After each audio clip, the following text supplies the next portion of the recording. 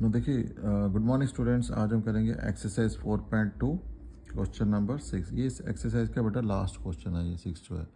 तो ये जो देखो, ऐसा क्वेश्चन हमने पहले भी किया था।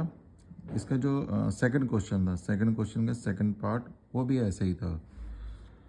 अब देखिए है क्या इस क्वेश्चन के अंदर, एक कॉटेज इंडस्ट्री है। कॉटेज इंडस्ट्री बेटा एक स्मॉल स्केल इंडस्ट्रीज होती है। वो कोई टायर भी प्रोड्यूस कर सकती है, या कोई बैट्स वगैरह हो गया, या बॉल वगैरह हो गया, छोटी छोटी चीज़ें प्रोड्यूस कर सकती है वो।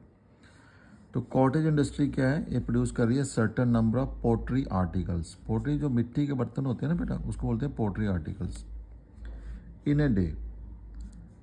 ठीक है। तो बेटा एक चीज़ और ध्यान रखो, जब भी क्वेश्चन लंबा हो ना, इसको बाई पार्ट पढ़ो। तो पहला पार्ट क्या कह रहा है, कॉटेज इंडस्ट्री प्रोड्यूस कर रही है certain number of pottery articles in a day. तो हम मान के चलते हैं कि लेट कर देते हैं जो नंबर ऑफ आर्टिकल्स हैं वो कितने हैं, number of articles is equal to x मान लेते हैं हम। It was observe on a particular day that the cost of production, देखो cost of production of each article, हर एक आर्टिकल की जो कॉस्ट ऑफ प्रोडक्शन है वो कितनी है, 3। ये कंडीशन को ध्यान से देखो बेटा, 3 more than twice the number of articles produce. ठीक है जी। तो कॉस्ट ऑफ ईच आर्टिकल क्या आ जाएगा, कॉस्ट ऑफ ईच आर्टिकल, हर एक आर्टिकल की कॉस्ट क्या पड़ जाएगी, 3 मोर देन का मतलब क्या हो गया, प्लस ट्वाइस का मतलब क्या हो गया, 2 नंबर ऑफ आर्टिकल्स। तो नंबर ऑफ आर्टिकल्स क्या माना है आपने, एक्स माना है आपने बेटा। तो ये आ गया कॉस्ट ऑफ ईच आर्टिकल्स। ठीक है। No, total cost of production वो कितनी है, 90 है। टोटल कॉस्ट ऑफ प्रोडक्शन, तो टोटल कॉस्ट ऑफ प्रोडक्शन कितनी है, 90 है। तो इसको बेटा समझो थोड़ा सा कि टोटल कॉस्ट का मतलब क्या हुआ यहाँ पे। देखो टोटल कॉस्ट कैसे निकलेगी। मान लीजिए कोई फैक्ट्री है, वो पेन बना रही है। ठीक है। अब वो एक दिन में मान लीजिए कि वो 100 पेन प्रोड्यूस कर रही है, और हर एक पेन पे जो खर्चा आ रहा है वो 10 रुपये आ रहा है, हमें 10 रुपीज़ आ रहा है। ठीक है। तो फिर टोटल कॉस्ट क्या बन जाएगी, 100 इंटू 10, यानी कि कितनी आ जाएगी, 1000। यानी कि टोटल खर्चा कितना आ जाएगा, 1000 रुपये हमारा। ठीक है। अब सेम चीज़ यहाँ पे भी बता रहे हो कि एक आर्टिकल के हमें नंबर ऑफ आर्टिकल्स कितने आ गए, एक्स, और कॉस्ट ऑफ वन आर्टिकल कितनी आ गई है, दिस इज 3 + 2x। मतलब कि इन दोनों को मल्टीप्लाई करेंगे तो हमारे पास क्या आ जाएगा, टोटल कॉस्ट ऑफ प्रोडक्शन आ जाएगा। So this implies that total cost of production का मतलब क्या हो जाएगा, number of article into cost of article, उस आर्टिकल की कॉस्ट भी क्या होगी, तो इजिकल टू कितना है, ये 90 है। तो नंबर ऑफ आर्टिकल क्या है आपके पास, x है। तो कॉस्ट ऑफ आर्टिकल कितना आ गया, दिस इज 3 + 2x आ गया, and which is equal to 90। इसको थोड़ा सॉल्व कर लीजिए। This is 3x and plus 2x का स्क्वायर इजिकल टू कितना आ जाएगा, 90। तो 3 इंटू एक्स 3x हो गया, 2x इंटू एक्स कितना आ गया, 2x स्क्वायर आ जाएगा। ठीक है जी। नाउ 2x स्क्वायर को लीडिंग टर्म है, इसको पहले रखिए, प्लस आपके पास आ जाएगा 3x, उस 90 को इधर ले आइए तो माइनस का 90 हो जाएगा, इज इक्वल टू कितना आ जाएगा, 0। तो ये बन गई बेटा क्वाड्रेटिक इक्वेशन। सॉरी।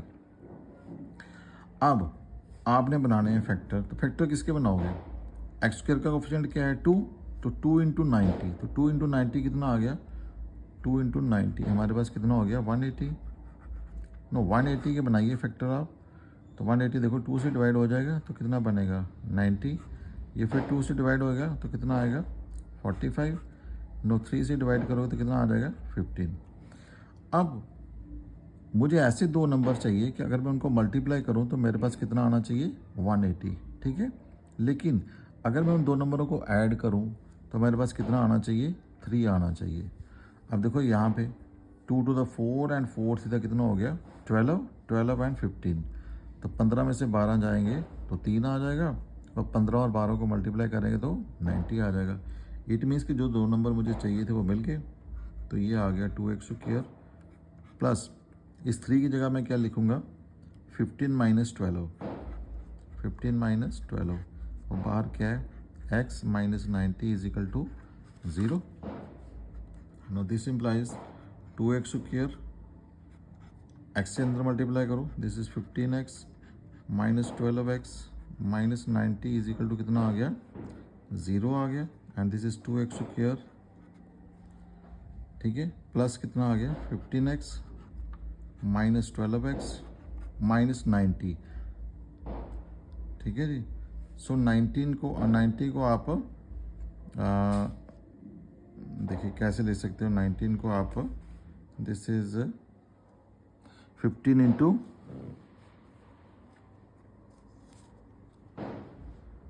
यहाँ पे आपके पास कितना आ गया, ये 90,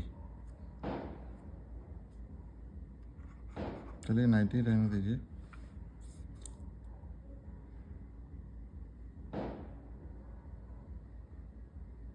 नो, यहाँ पे देखिए क्या कॉमन है, यहाँ पे तो सिर्फ x ही कॉमन है, ठीक है.